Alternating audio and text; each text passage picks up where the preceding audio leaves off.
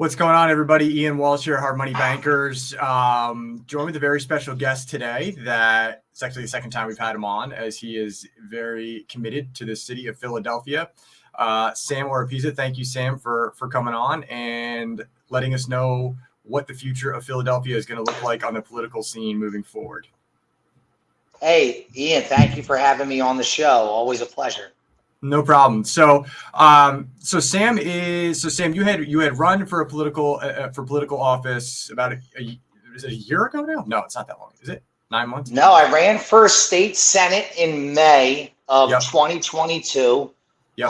In the 5th Senate district, which was at this time it was Allegheny Avenue, from Kensington to the river, basically all the way up in all of Northeast Philadelphia. So that was you getting your feet wet, which is a big shoe to fill out of the gates in how this political scene works. And it seems like you've come back with more firepower from what I've been watching. Like it's like you kind of were like, all right, well, how do I do this? I'm going to go in and run for a big piece of the puzzle right now, and then I'm going to learn from that, and I'm going to get back up, and you're going to run for now city council at large. And I see everything is well polished now. Everything is moving in, like, I see your social media, it's good to follow you. You're clearly always out and about with the people. What's driving you right now? Like, is it, hey, the first time didn't work out and I'm committed to making this work? Like, is it, I have to see the city change? Is it all of the above? Yeah, there's a lot of different factors. I mean, I have 2 young children, my daughter Jenny and my son Johnny. They are 7 and 6 years old. So I mean, wanting them to grow up in a safer Philadelphia with access to better education is, I'd say the absolute number one driver. But really just the people waking up every day and being around the people of Philadelphia who are sick and tired of what's happening from the real lack of leadership that we have in City Hall. So, there are a lot of reasons I'm motivated. And look, I'm a former professional fighter, so I love competition. I love competing. I love big challenges. And I'd say the last election showed me that I really can win. I mean, we had 3 months. It was a special election, and I knew absolutely nothing. I had no clue, and it was a big seat, and we had to raise a lot of money. And it was one of the best lessons I got in how politics in Philadelphia work, number one. Number two, how to run a campaign. So, I got a lot of dog in me, and I'm hungry, and I love to fight. Yeah, clearly you can see how much you've learned from, the first one to the second one. Like, you just see it in, like, your presentation. And obviously I have your website up here for people to go to and check you out. Also scrolling across the bottom, and I see that you've, like, I mean, it'd be like, you came in as a white belt to the black belt scene and you said, I'm just going to compete and see what happens, right? Well, then you went in, you learned all this stuff amongst black belts, and then you came back now and you're going, okay, well, this is how it's done. And you're running, with city council at large. And I think above and beyond, though, the fact that you have an understanding of how a campaign really works and how you're going to do it and how you're doing it as we speak, what are your plans for the city in terms of, like, legislation? Like, when you get down to it, when you, like, let's say Sam, he wins the fight, gets in there, and now he's at the desk with all the other, what's he pushing for? So the number one issue, Ian, is public safety. I want everyone to know that. I don't think much will matter in Philadelphia until people start to feel safe again. I want people to feel safe when they go to school. I want people to feel safe when they go to work. I want people to feel safe when they are riding public transportation. I want people to feel safe when they're walking down their street, no matter, what neighborhood they live in. So public safety is, my number one priority. And that's why we came out with our crime reduction plan. And we are the only candidate to put something out there, 6 basic steps that we think hits on all of the key issues that would make our city safer. So, and also working in Kensington, every day I work with people who were formerly incarcerated. So I really get to hear both sides of the argument.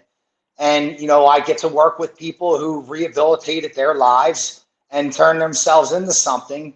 And we can do such a better job here in Philadelphia with giving people more options to not go down those paths, not become a criminal, not sell drugs. So, you know, I just want to make sure that I connect with everybody too. I mean, that's such an important part of the campaign. You really have to become a member of the community. And since I'm running citywide, there are a lot of neighborhoods in Philadelphia and a lot of communities in Philadelphia that I'm going to have to spend a lot of time in. And, you know, I am excited to do that. Yeah, I think, you know, I can see on your social media that, you know, like you're out there. I mean, I don't know how many hours it takes. I don't know anything about running a campaign, but it appears that you're maximizing the amount of hours spent. Because every time I see you, there's a picture with somebody else doing something else in the city. Like you're in the trenches, you know, with the individual. So you're clearly out there caring. And I think that's so important because we don't need another politician that's never been at somebody's front door. Like we just don't need it. Like, you know, I think we've got enough in the political world that needs to change on its own right, let alone somebody that, you know, just gets seated in because, you know, they could spend a couple extra dollars on a campaign. Like we don't need that. And I agree with you that, you know, I think the city of Philadelphia needs to change in terms of crime. I think it'll ultimately, you know, I was just talking to one of the individuals on the show that was running for mayor or is running for mayor. And I was just saying, you know, is it possible that it's the cycle of like, will the next person in just naturally catch the cycle, the upswing cycle? Because right now we're in a downswing with Philadelphia. There's crime. It's bad. It's like back in like 2000s, like when it was just nobody wanted to be in Philadelphia. That's where we are right now. And then you have this upswing of a cycle. And I go, how much of that was really the politicians? How much of that was just the natural cycle of an area just becoming good again? And then it's going to go back down again. I don't know. I like to believe that people have an influence over it. What are your thoughts on that kind of thinking? It's a little bit hands off, which I don't love either. You know, I like to believe people do make a change, but what are your thoughts? Yeah, it's funny. I mean, no politician is going to allow an opportunity to look good and, you know, get away from them. So anything that happens, that's a better way to put it. Yeah. They're always going to take credit for it. You know what I mean? So, yeah, and I totally understand what you're saying. And look, I think it's going to come down to more of a, you know, community level. People, right now, what I'm seeing and what I'm doing every day is I'm going out and I'm knocking on doors. And it's a very simple task that really needs to be done every day. You need to get out. You need to speak to the community. Now, when I am elected, am I going to be able to knock on doors every day? No, I'm not. But right now, knocking on the doors, listening to people, hearing their concerns, and really finding out what's going on. Because I live in Port Richmond, and it's amazing how, you know, you don't really know what's happening in your neighborhood because you only live on the street that you live on. So I can only really see the problems that are right out front of my door and glaring me right in my face. But there are a lot more issues that we're facing. And it's going to come down to community involvement, community outreach. I think it needs to start on such a smaller scale. And that's why I'm happy to, you know, move this fight on forward, because we need more people that are willing to get out there, willing to get to know the residents, really willing to get to know the issues, and willing to be in those neighborhoods where those issues are happening. So you're living it every day. You know, I'm someone who I feel fits all of that. So, you know, that's really been my strategy thus far, just getting out in front of people, listening to them, talking to them, and finding out if I do have a solution. Some of these solutions are easy. Some of it is just letting people know how they can handle issues. But the other part of it is letting them know they're a part of a bigger network and they are going to be supported. And right now, the residents of Philadelphia need to have that strong, positive reassurance that their politicians are showing up every day and working their ass off. Yeah, that's a good, you know, we said it in our first meeting. I said, at the very least, no matter what you do or don't stand for, I'm voting for Sam. I'm not voting for, because you care. Like, you really do care. And I can say that, you know, I've talked to other politicians and stuff that I'm not really sure that they care. They care more about, you know, the stature of the position they're getting into. And I think there's a huge difference there, because they think that, you know, they feel there's some accolade of being, putting the title before your name. And, I haven't, for the most part, I have a negative, most people, you hear the word politician and you go, ugh, you don't really think like, yay, politician. You go, ugh, like it makes you feel weird because there's not enough people out there like you that care. People like you change that, right? Like if everybody was like you, I'd be like, yeah, politicians are great. I love politicians. Like they really do care about what's going on. And yeah. Ian, if you don't mind, and it really comes down to, and this is the part that is tough for people to understand sometimes. Sometimes the politicians that get elected over and over again, you want to know what they're really good at? They're very good at raising money. Right. So I really try to focus as much time of the campaign in front of people that are living the issues to see what I can do to resolve the issues they're facing. A lot of it is just quality of life problems.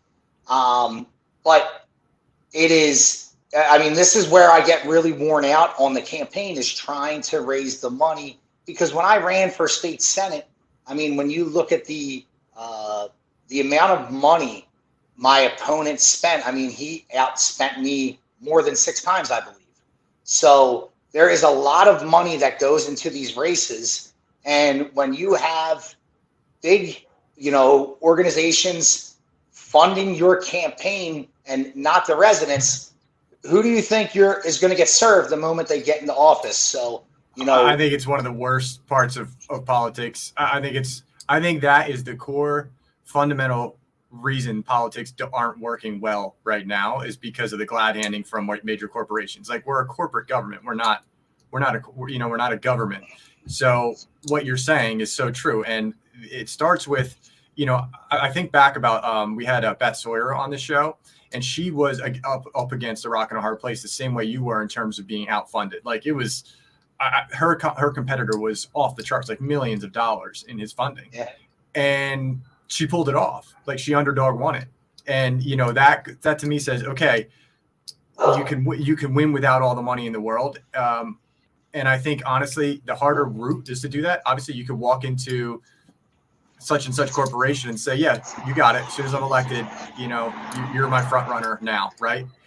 Yeah. So it's not real. Sorry, the dogs were barking. I just had to make sure the dogs were okay. Oh, it's okay. No, it's okay. So it's not who you are. But it goes to say, though, raising money from the citizens and the people that care about their own area that they're living in is crucial. And you see on your site right here, I think it's important to know, if people are watching this and they want to donate, like, go here and donate to Sam, because Sam's not running into a major corporation saying, hey, give me a couple million, get me in the office and I'll pay you back. Sam's saying, I'm going door to door asking what people think, solving the problem. And I'm doing this, with my own blood, sweat, and tears. So it helps a lot to go to your site here, I would imagine, and go ahead and donate and learn more about what Sam's doing.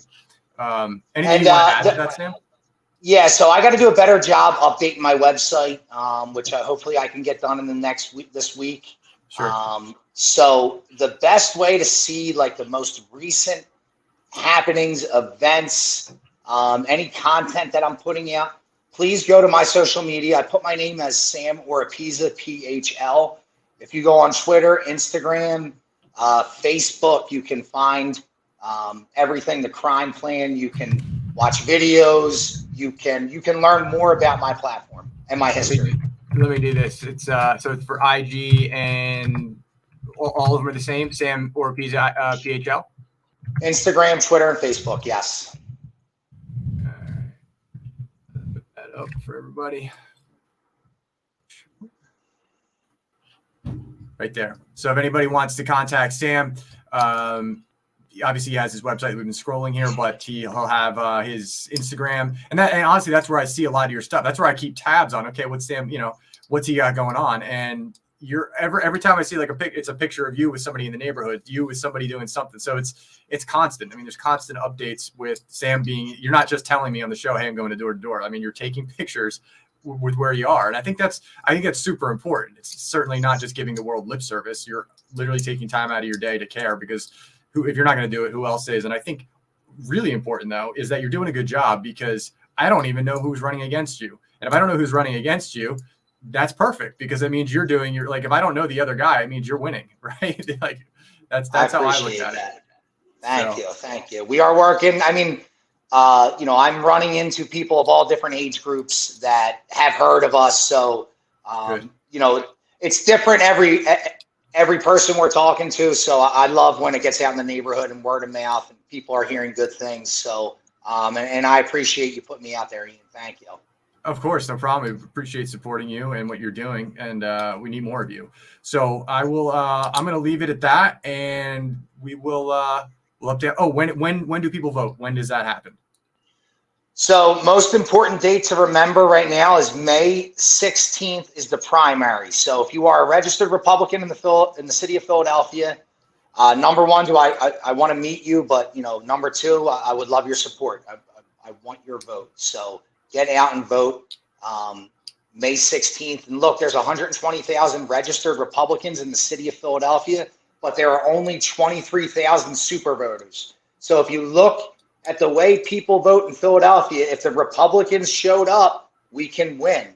So just remember that. We need registered Republicans in the city of Philadelphia to show up and to vote because it counts. Wow, that's a really doable number. I had no idea that's a feasible number to like. That is not a lot of people you have to reach correctly to take action.